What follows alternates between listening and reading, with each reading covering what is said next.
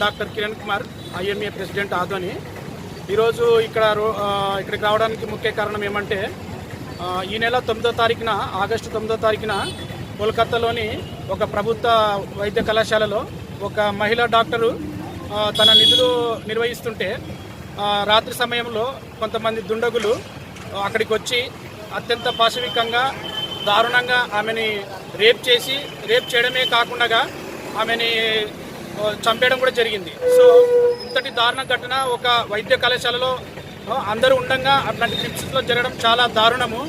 ఇది ఒక మానవాళికి చాలా ఒక సిగ్గుపడాల్సిన సంఘటన. ఇది ఒక డాక్టర్ అని కాదు, ఒక మహిళని మన భారతదేశంలో అలా అత్యంతంగా రేప్ చేసి చంపడం అనేది చాలా దుఃఖించవలసిన విషయము.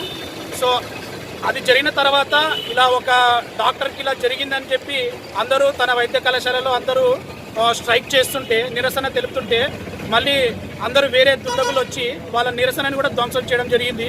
సో దీనికి నిరసనగా మేమందరం ఆదోని డాక్టర్స్, అన్ని private hospital doctors, government hospital doctors, paramedical staff, కొన్ని ఆర్గనైజేషన్స్ అందరు కలిసి మేము దానికి నిరసనగా ఇక్కడ ఆదోనిలో ర్యాలీ చేయాలనుకుంటున్నాము.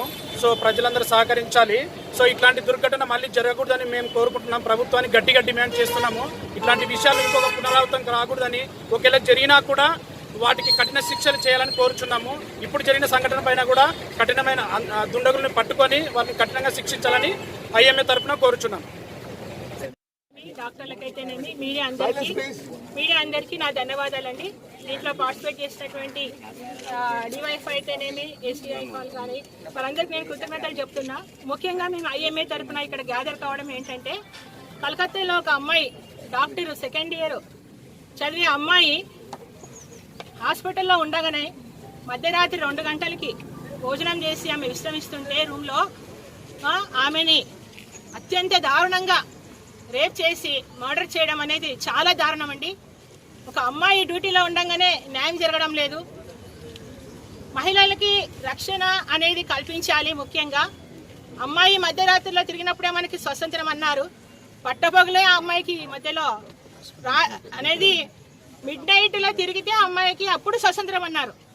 ఒంటరిగా ఒక మహిళ అనే అమ్మాయి, సెకండ్ ఇయర్ పీజీ చదివే అమ్మాయికి, వృత్తిపరంగా డ్యూటీలో ఉన్న అమ్మాయికి న్యాయం జరగలేనప్పుడు, ఒక స్త్రీ ఒంటరిగా వెళ్తున్నప్పుడు ఆ స్త్రీకి ఏమి న్యాయం కల్పిస్తుందని ఇక్కడ ఉన్నటువంటి గవర్నమెంట్ అయితేనేమి, ప్రభుత్వాలని నేను కోరుతున్నా. 8 రోజులుగా ధర్నాలు చేస్తున్నారు డాక్టర్లు. వారి ముందుకొచ్చి అంత అన్యాయంగా ఎవరైనా కానీ చూస్తేనే అది సూసైడ్ కాదు, అది మర్డరు అనేసి పోస్ట్ మార్టం రిపోర్ట్లలో కూడా నిజాన్ని వెల్లడించకుండా దాచిపెట్టి ఆ అమ్మాయికి అన్యాయం చేస్తున్నారు. అంటే ఒక పేదవాడు తప్పు చేస్తే 2 గంటలకి 1 గంటగా పట్టుకున్నాము, ఎన్కౌంటర్లు చేసినాము, విరు చేస్తాం అనడం తప్పు. పేదవాడైనా ఉన్నవాడైనా తప్పు చేస్తే శిక్ష ఒక రకంగా ఉండాలి. వారు ఎంత పెద్దవారైనా వారి కుటుంబానికి న్యాయం జరగాలి. వారిని బహిరంగంగా అందరూ చూస్తుంటే ఉరి తీయాలని మా ఐఎంఏ తరఫున మేమందరూ డిమాండ్ చేస్తున్నాము. ముఖ్యంగా మహిళలకు మేము కోరేది ఏంటంటే, ఏ మహిళ అన్నా కావచ్చండి, ఒక డాక్టరే కాదు, వృత్తిపరంగా ఒక నర్సు కావచ్చు, ఒక ఏఎన్ఎం కావచ్చు, ఒక ఆశా కావచ్చు, లేదా ఇతర డిపార్ట్మెంట్లో ఉన్నటువంటి అమ్మాయిలకి రక్షణ పరంగా గవర్నమెంట్ కఠినమైన నిర్ణయాలు ఇలాంటివి జరిగినప్పుడు ఇంకొకటి ఇట్లాంటివి చేయాలంటే వెన్నులో వణుకు పుట్టాలన్నటువంటి ప్రభుత్వాలు ఇప్పుడు నోరు ముచ్చుకొని ఉంటున్నాయి. కనీసము వారి కుటుంబానికి కానీ జరిగినట్టు అన్యాయాన్ని బట్టి ఏ ప్రభుత్వాలు ముందుకొచ్చి మాట్లాడడం లేదని నేను ఒక స్త్రీగా మాట్లాడుతున్నానండి. ప్రభుత్వాలు ఎక్కడం కాదండి, ఎక్కిన తర్వాత న్యాయం చేయాలి. 8 రోజులుగా కనీస అవసరాలు లేవు, డాక్టర్లకి కనీస అవసరాలు లేవు, రక్షణ లేదు, బాత్రూమ్కి వెళ్ళాలంటే టాయిలెట్ లేవు, ఓవర్ టైమింగ్స్, వర్కింగ్ అవర్స్ ఇవన్నీ భరిస్తూ అయినా ఒక డాక్టర్ ప్రాణం పోయినా మానవత్వంతో ఎమర్జెన్సీ మేము విరమించకుండా ఎమర్జెన్సీ ట్రీట్మెంట్ కూడా మేము చేస్తూ ఉన్నామే. మరి మా డాక్టర్ల కోసము ఏ ప్రభుత్వాలు ముందుకొచ్చి మా న్యాయపరమైన డిమాండ్లని స్వీకరిస్తుందని మేము కోరుకుంటున్నాం. ముఖ్యంగా కలకత్తాలో జరిగిన అమ్మాయి తల్లిదండ్రులకి, అమ్మాయి మనశ్శాంతికి న్యాయం జరిగేంత వరకు మేము ఇంకా ఉధృతంగా ముందుకు పోరాడతాం. ఇది వదిలే ప్రసక్తే లేదు. ప్రతి అమ్మాయికి రక్షణ కల్పించే విధంగా గవర్నమెంట్ ఖచ్చితంగా రూల్స్ పాస్ చేయాలి. పాస్ చేయనంత వరకు మేము ఇట్లనే పోరాడుతూనే ఉంటాము. మా ఐఎంఏ తరఫున ఎమర్జెన్సీ సర్వీసెస్ కూడా ముందుకి హెచ్చరిక చేస్తున్నాము. అయ్యో, ఒక అమ్మాయిని ముడితే వెన్నులో వణుకు పుట్టాలన్న ప్రభుత్వాలు ఇప్పుడు ఏం చేస్తున్నాయని అడుగుతున్నా. ఒక్కగా ముచ్చుమరిలో ఒక 3 ఏళ్ల అమ్మాయి బాలికను అత్యంత క్రూరంగా బాడీ కూడా దొరకలేదు. ఏ ప్రభుత్వాలు అంటే గత ప్రభుత్వాలు మాట్లాడలే, ఈ ప్రభుత్వాలు మాట్లాడలేదు. స్టూడెంట్ ఫెడరేషన్లు ఉన్నాయి, మీడియా ఉన్నాయండి, మీరు మా ముందుకు రారండి, న్యాయం అడగరా? ఒక డాక్టర్కి ఒక అమ్మాయి అక్కడికి ఎందుకు వెళ్ళింది? ఆ డ్రెస్ వేసుకోవడం వల్ల అమ్మాయికి ఇలా అయింది, వెళ్ళలేని ప్లేస్ కి వెళ్ళింది అంటున్నారే. ఇప్పుడు ఉన్న వృత్తి దగ్గరే ఆమెకి అన్యాయం జరిగినప్పుడు గవర్నమెంట్ ముందుకు ఎందుకు రావడం లేదు? గవర్నమెంట్ ఇంతగా మేము కష్టపడుతున్నాం, ప్రాణాలు పోస్తున్నాం, ప్రాణాలు నిలబెడుతున్నామే. ఒక్క డాక్టర్ ఏదన్నా పేషెంట్ కాంప్లికేషన్ వల్ల హాస్పిటల్లో చనిపోతే డాక్టర్ల నిర్లక్ష్యము అని అందరు కూర్చొని ధర్నా చేస్తారే. ఇప్పుడు ఒక డాక్టర్ చనిపోతే ఎంతమంది వచ్చి హాస్పిటల్ దగ్గర ధర్నాలు చేస్తున్నారండి?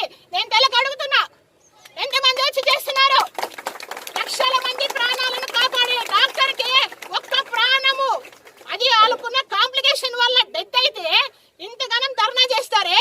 ఒక డాక్టర్ ని నిర్దాక్షంగా చంపి ఆమెను మర్డర్ చేసి రేప్ చేస్తే ఒక్క ప్రభుత్వాలు కూడా ముందుకు రావలేదంటే మన భారతదేశంలో మనం పుట్టి సిగ్గుచేటండి, సిగ్గుచేటు. మన మహిళలుగా ఉండడం భారతదేశంలో సిగ్గుచేటుగా నేను భావిస్తున్నా. మన కూతుర్లు కావచ్చు, రేపొద్దున మన చెల్లి కావచ్చు, మన అక్క కావచ్చు, మన భార్య కావచ్చు, రేపొద్దున స్వతంత్రంగా ఒక దగ్గరికి వెళ్ళి చదువుకోవాలంటే తల్లిదండ్రులు భయపడకూడదండి. ఎట్లా? తల్లిదండ్రులు భయపడకూడదు, ధైర్యంగా ఉండాలి. ప్రభుత్వాలు పెట్టిన జీవోలు, ప్రభుత్వాలు పెట్టే కఠినంగా నా కూతురు ఎక్కడున్నా క్షేమంగా ఉందన్నప్పుడే ప్రభుత్వాలు ముందుకు కూడా వెళ్తాయి.